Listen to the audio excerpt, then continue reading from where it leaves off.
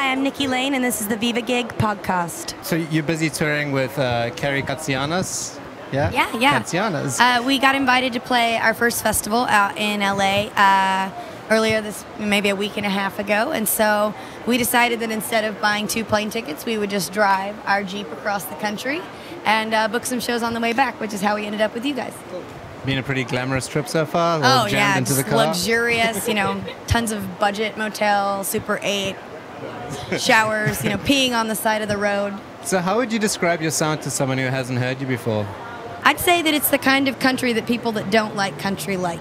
I'm the self-proclaimed first lady of outlaw country. So get into that. I'd read that you were traditional country with a contemporary twist. What is that contemporary twist from your point of view? What have you added to the... I think in a way it's partially just who you choose as your producer and what they work on, because as a solo artist and as someone that doesn't work in the studio, I have to rely on whoever I'm working with. Part of my record was Louis Pesikov, which does Best Coast, and he's in a band Fool's Gold, and does all contemporary music. And then I also used Dave Cobb, who worked with Shooter Jennings, Jamie Johnson, the Secret Sisters, so obviously like more old school country. I don't listen to a ton of contemporary music. Most of what I listen to is 60s and 70s, but I didn't want to be a revivalist, so to say. I wanted to make sure that I gave a fresh, look on things. So that meant for me personally that I had to just call on other people to help me with that. It's not something that's natural for me. I mean, I guess your fan base is fairly divided between all these different segments.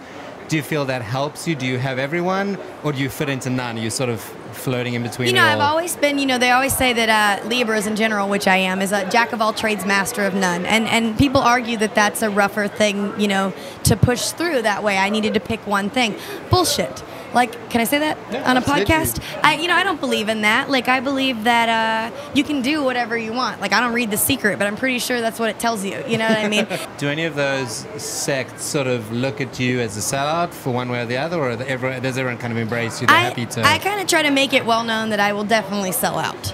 It's like, it's not selling your soul if you've got a lot of it. You're not really missing out on anything, I'm open to, this is a business. It's not called music broke. I mean, it is for most people, but it's music business, We are interested in going in different directions, and I'm not going to be told that that's... And I didn't mean that in a bad way. No, I understand, but that's what that means, I guess, is like, are you going to just go off to the dark side? Hell yeah, we are. And we love singing. We love to sing, yeah. I mean, what else is the best thing to get paid to do?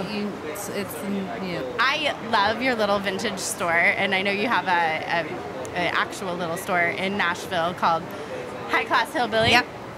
High Class Hillbilly for us, I managed retail for 10 years. So going from working 60 hours a week to not really working and just, trying to make a record, which takes a year, by the way. I thought it was going to take like a week and a half.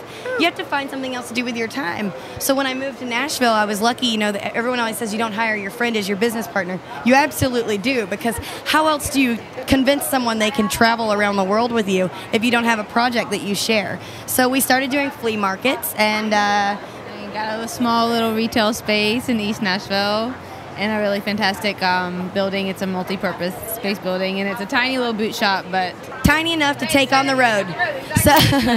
So we fill up our truck and we go out and we play shows and we sell boots, and guys go, "That's crazy, she's selling boots," and girls go, "Oh, well, why don't you buy me some?" And the next thing you know, we take credit cards because of the future. Nice. And so we're just, bleeding everybody dry. So if somebody comes to your show and wants to look at your wares, we just go out to the Jeep. You just say, hey, I'm a size 10. In the parking lot? Do you want to go do some illegal selling in the back? And I will gladly, take you right out there.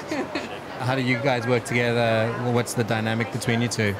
We just pick on each other. We're like a bickering old married couple. I know, in Gone, Gone, Gone, that song seems fairly autobiographical as far as leaving South Carolina. You obviously had some sort of imperative to get out of there. All the songs are autobiographical. I think rock and roll can write a song about anything, but country music, you have to be telling a story.